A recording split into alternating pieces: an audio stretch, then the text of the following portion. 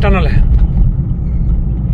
द्वारका से IGI यानी Indira Gandhi international हवाई अड्डा पर जाने के लिए।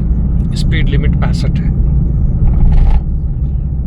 पहले भी दिखा चुका हूं और मैं कुछ और बातें करना चाहता हूं। विज्ञान और तकनीकी का काफी विकास हो चुका है।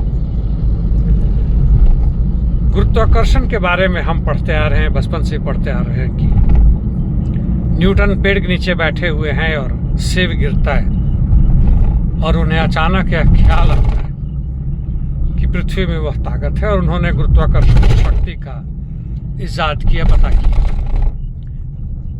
लेकिन उसके बहुत समय बाद, 100 वर्ष से भी ज़्यादा के बाद, ये हम धौला कुआं की तरफ यानी IGI की तरफ और यहाँ से कापसहेड़ा, बिस्वासन वगैरह भी जा सकते हैं।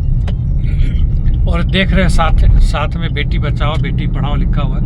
इसे छोटा हाथी भी कहते हैं, बड़ा ट्रक नहीं, आधा ट्रक।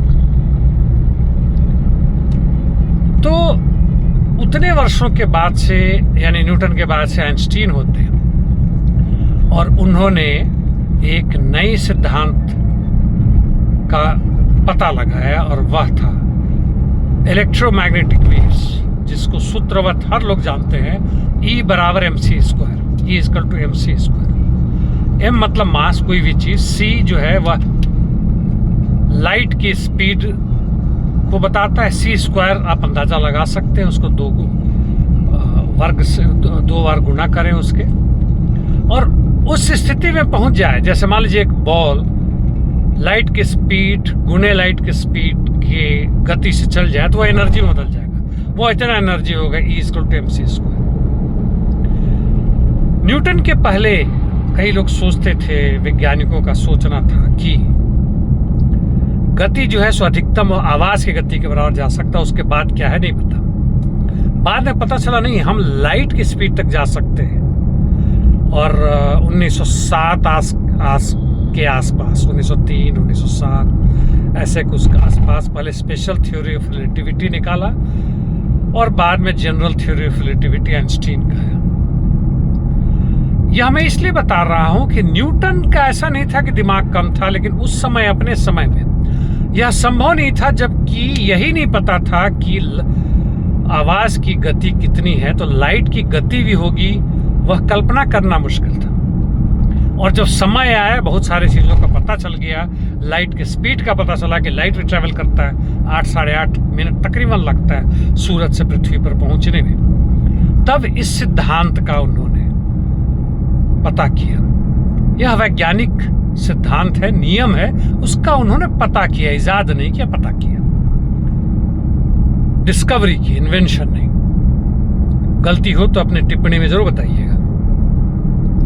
और उसके बहुत बाद यानी करीब 2013-14 के आसपास गुरुत्वाकर्षण का भी वेव होता है। वह भी वेव में चलता है। जैसे लाइट, पहले लोग सोचते थे कि, पहले ईथर सोचते थे कि ईथर एक मीडियम है सूरज और पृथ्वी के बीच में, और उसके द्वारा लाइट जो है सो अचानक सूरज से पृथ्वी पहुंचता है। फिर जब गति का पता चला, समय का अंदाजा हुआ, तब यह हुआ कि वह एक छोटे छोटे टुकड़ों में, परमाणु में आता है, जिसे फोटॉन्स कह सकते हैं, आप कहते हैं। बाद में पता चला वेव है, फिर पता चला समय और स्पेस के हिसाब से दोनों है। यानी पहले को काट कर आगे, लेकिन पहले को काटना मतलब पहला गलत नहीं हुआ, उसका और विकास हुआ। Negation of negation. यानी अब उस गुरुत्वाकर्षण का, जिसे हम सोचते थे केवल एक पदार्थ दूसरे पदार्थ को दुनिया में खींचता है, अब उसकी भी, ये इधर जा रहा है दूसरी तरफ, IGI एयरपोर्ट, टर्मिनल 3, हमें टर्मिनल 1 जाना है, उसकी भी अपनी प्रोपगेशन होता है। यानी निषेध का निषेध, निगेशन और निगेशन। हमें और भी आगे पता चला कि भाई गुरुत्वाकर्षण की भी ऐसी चीज होती है।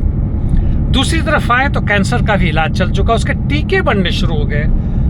शायद इस साल से या अगले साल के शुरुआती दौर से वह लोगों को मिलना भी शुरू हो जाएगा। मुख्य रूप से शुरू में रूस में शुरू होगा, बाद में संभवतः दुनिया को मिलेगा। भारत अभी इसमें पीछे है। वैसे क्यूबा कहें तो मेडिकल साइंस में सबसे अधिक आगे है, केवल साइंस में नहीं बल्कि जनता के लिए, जनता को पहुंचाने के लिए मेडिकल साइंस की बातें।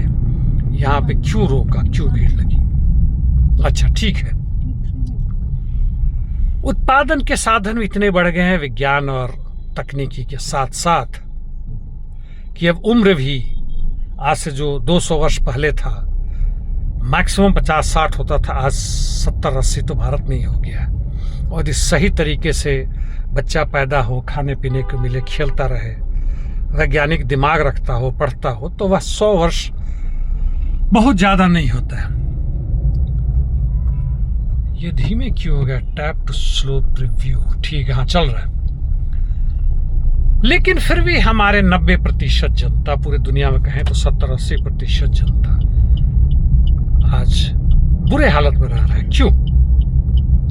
क्योंकि जितने भी उत्पादन के साधन है वह चंद मुट्ठी भर लोगों के हाथ में, 1%, बाकी 99% के पास नहीं, अपना श्रम शक्ति बेचते हैं। हाँ, 4-5% जो तथाकथित रूप से उनके चमचे हैं, मैनेजर हैं, HR हैं, या ऊंचे स्तर के जो मजदूर हैं जैसे पायलट, इंजीनियर, या सर्विसेज में हैं, डॉक्टर्स वगैरह वगैरह, जो अपने आप को मजदूर नहीं मानते।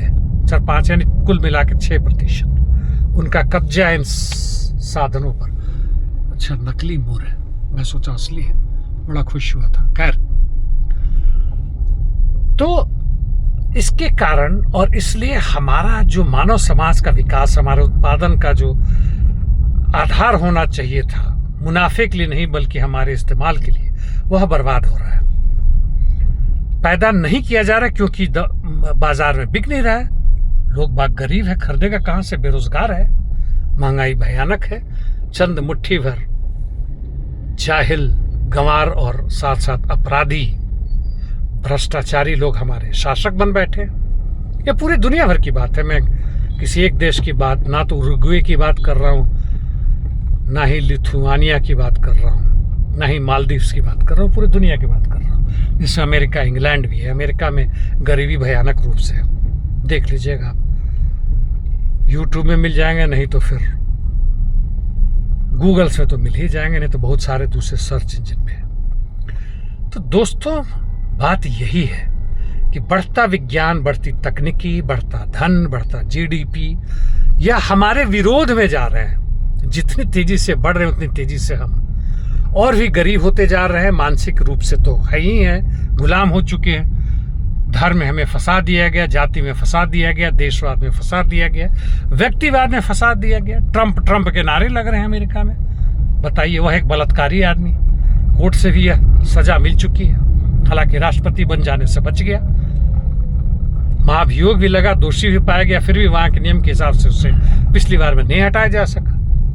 बड़े लोगों के लिए छोटे कानून और हमारे साधारण लोगों के लिए बड़े बड़े कानून, बड़े बड़े फेक एनकाउंटर, बड़े बड़े जेल, सब कुछ किस तरह से हमें फंसाया जाए, बांधा जाए, उलझा दिया जाए, कहीं से भी राहत नहीं है। चाहे वह शिक्षा हो, चाहे वह प्रशासन हो, पुलिस हो, न्यायालय हो, राजनीतिक दल या नेता हो, चाहे पक्ष में हो चाहे विपक्ष में हो, चाहे तो कहा जाए, गॉड भी नहीं हेल्प करता। हाँ, एक रास्ता है कि हम सब मिले, अपने वर्ग की पहचान करें कि हम लोग कौन है, हम में किस आधार पे एकता हो सकती है। आधार वही है कि हम सब श्रम शक्ति बेचने वाले हैं। आधार वही है कि हमारा दुश्मन एकमात्र है, वह है पूंजीपति वर्ग, जिसके कारण हमारी ये हालत है। यहां तक कि वातावरण को भी खत्म कर रहा है। सोचे, हो सके तो टिप्पणी भी दें, अपने दोस्तों को भी दिखाएं और बताएं। धन्यवाद दोस्तों।